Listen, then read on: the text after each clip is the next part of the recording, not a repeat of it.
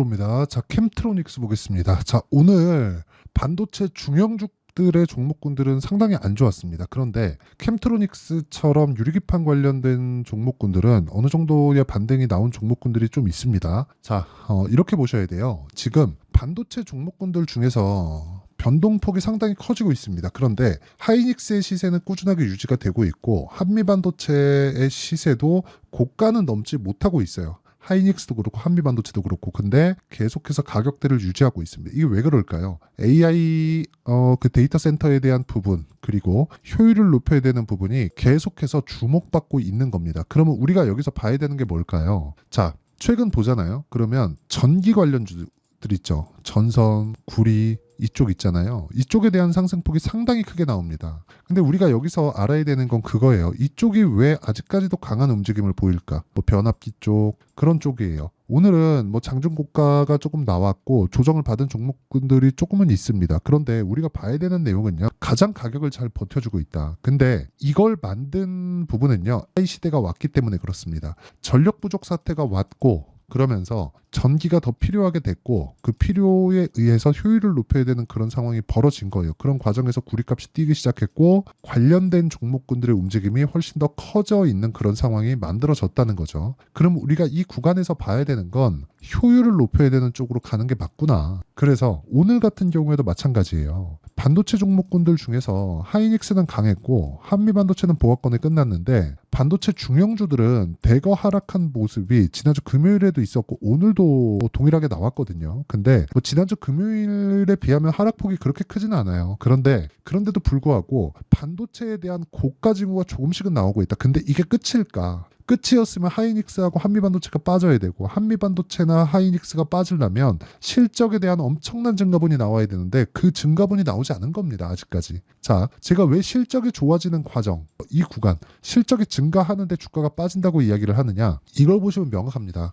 캠트로닉스가 아니라 여기 한미반도체 그리고 SK 하이닉스 이 내용을 보잖아요. 어떻게 됐습니까? 하이닉스 지금 2% 정도 상승해서 끝났죠. 한미반도체 보합입니다. 그렇죠? 근데 높은 구간에서 계속해서 가격대를 유지하고 있어요. 그렇다는 건 뭐예요? 저가 매수세가 탄탄하게 들어오고 있다는 거예요. 하이닉스도 마찬가지입니다. 그런데 이거 실적 보잖아요. 가장 반도체 종목군들 중에서 대형주, 중형주 합쳐서 가장 강한 종목들 두 가지를 가지고 이야기를 드리는 거예요. 자, 내용 보세요. 실적 이번에 좋아졌잖아요. 그렇죠? 이제 좋아진 겁니다. 장기 적자를 봐오다가 23년도에는 적자 폭이 7조가 넘어요. 거의 한 8조 가까이 됩니다. 그렇죠? 이만큼 큰 적자를 받는데도 불구하고 주가는 2배 이상 올랐어요. 그렇다는 건 주식은 언제 올라간다는 거예요. 실적이 좋아질 때. 그렇죠? 실적이 좋아질 때. 실적이 좋은 게 아니라 실적이 좋아질 것 같을 때. 이때 올라간다는 겁니다. 즉 기대감을 가지고 있을 때 이럴 때만 올라간다고 보시면 되고요. 이 내용에 대한 부분을 우리가 이해했을 때 꾸준하게 수익을 낼 수 있는 환경을 만들어갈 수 있습니다. 왜? 고가에 대한 부분을 정확하게 내가 여기가 고가다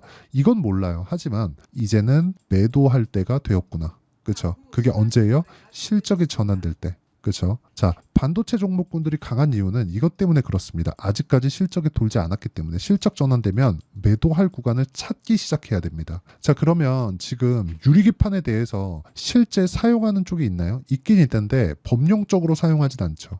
데이터 센터에 들어가는 예를 들어서 뭐 기판 업체들 있죠. 이 기판을 만드는 게 아니라 이 칩 업체들, 그렇죠? 칩을 만드는 쪽에서 유리기판을 기반해서 설계를 하지 않습니다. 아직까지는. 근데 이쪽에서 효율이 높아지는 그런 부분이 생기잖아요. 그러면 유리기판 쪽으로 갈 수밖에 없습니다. 전기가 부족한 사태가 오는 것만으로도 그렇죠? 전도율이 높은 물질을 사용할 수밖에 없어요. 그러면 그럴수록 에너지를 저감할 수 있고 에너지를 저감하는 과정에서 효율이 높아지고 그렇죠? 환경도 지킬 수 있게 되겠죠. 이런 쪽이 지금도 대두되고 있어요. AI가 필요하고 앞으로 대세가 될 건 알겠는데 야, 이 정도의 자원을 갈아 넣어서 우리가 이걸 굳이 해야 되느냐 이런 부분이 있단 말이에요. 그렇죠?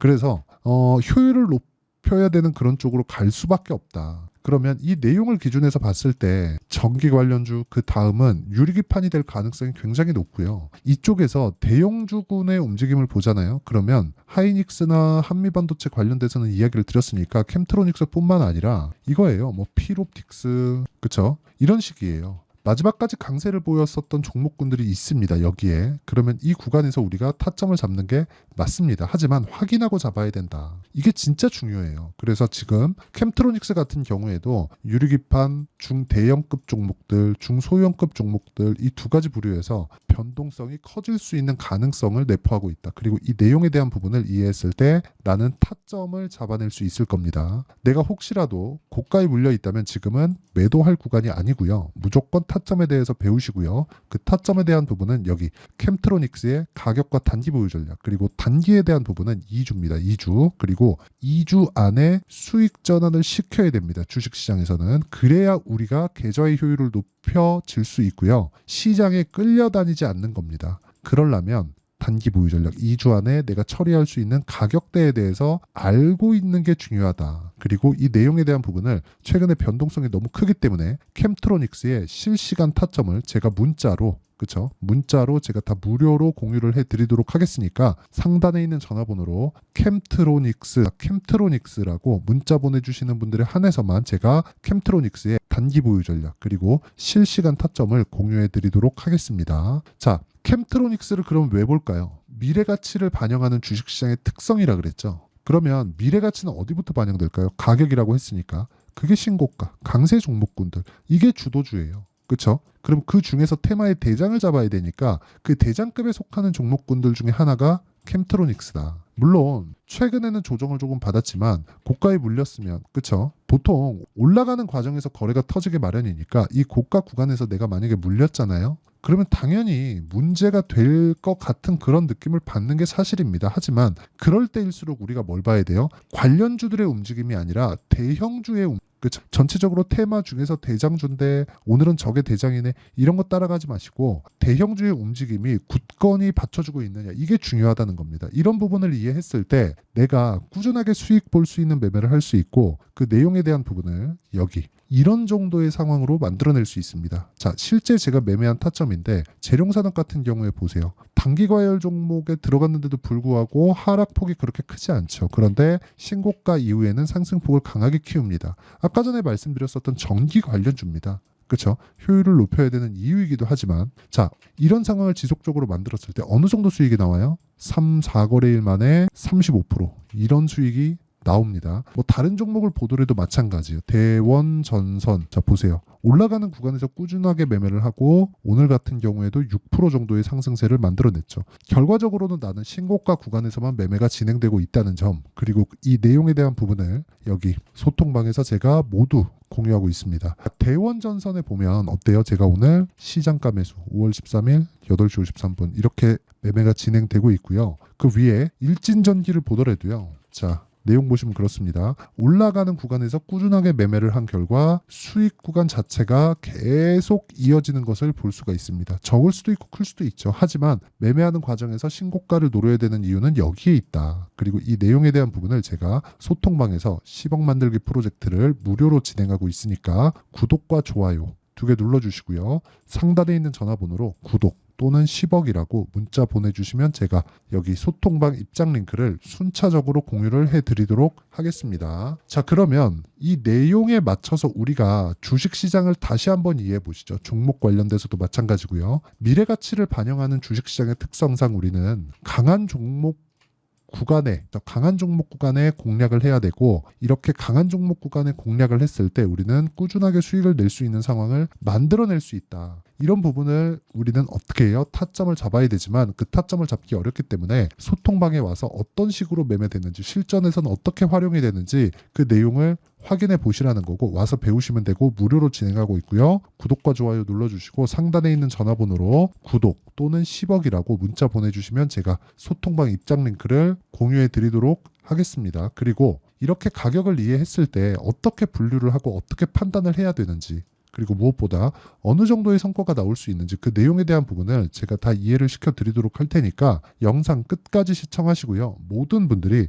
성공 투자하셨으면 참 좋겠습니다. 자, 24년도가 돼서도 시장은 여전히 어렵습니다. 자, 근데 시장은 항상 어려울 거예요. 앞으로도 계속해서 어려워질 겁니다. 자, 근데 제가 매월 대시세 종목을 구독자분들에게 공개를 합니다. 자, 내용을 보면 12월 달에 실제 공개를 했었던 강프로의 대시세 종목에 대한 내용인데, 대기업을 상대로 안정적인 매출 구조를 가지고 있고요. 그리고 현재 주요 거래처는 삼성전자, 인텔, 하이닉스, TSMC, 해외에 반도체 관련된 기업이라는 걸 알 수 있죠. 그만큼 1월 달에 제가 보고 있었던 종목은 반도체 관련주라는 걸 알 수 있습니다. 공개를 해드리면 이 내용입니다. 여기 어보브 반도체, 그쵸? 실제 제가 거래한 내용을 공개를 한 거고요.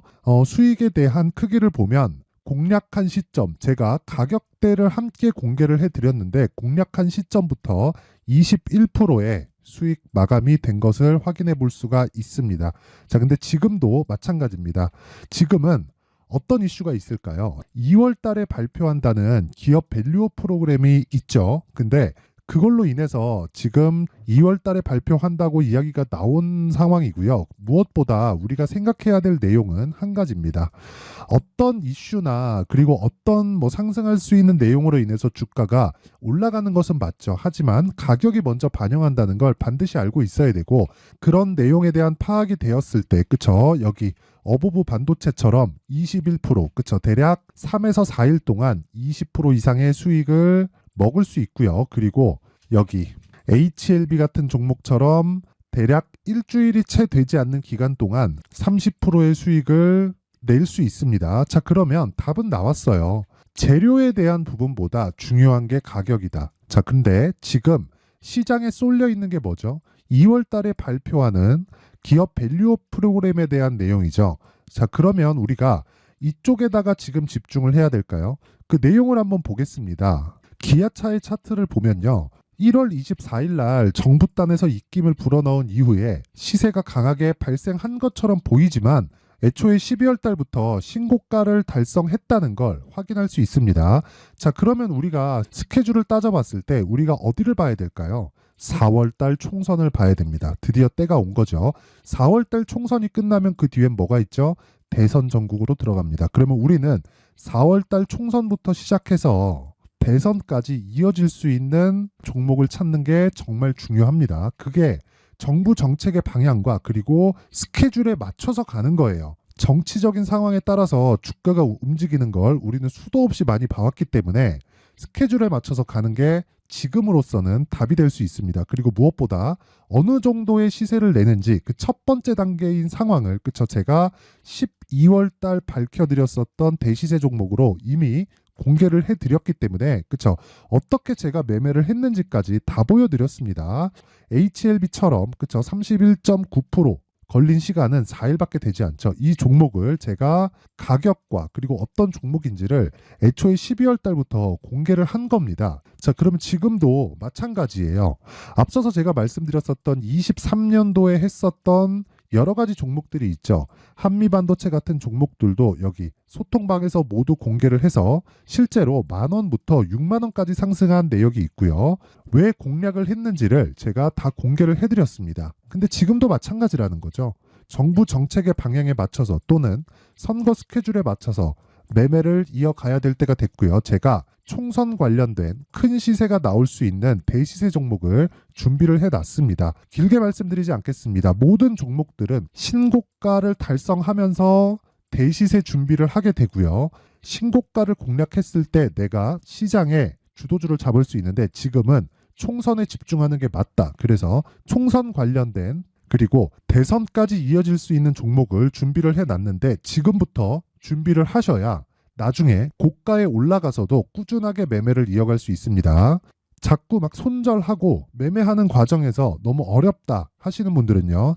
이 종목 딱 받아가서 큰 수익 내셨으면 좋겠고요. 이 종목은 상단에 있는 전화번호로 대시세라고 문자를 보내주시는 분들에 한해서만 제가 총선 그리고 대선까지 이어질 수 있는 종목을 공개해 드리도록 할 테니까 상단에 있는 전화번호로 대시세라고 문자를 보내주시고요. 그리고 구독과 좋아요 꼭 좀 부탁드리겠습니다. 시장은 정말 어렵습니다. 자, 그래서 모든 분들이 성공 투자하셨으면 좋겠고요.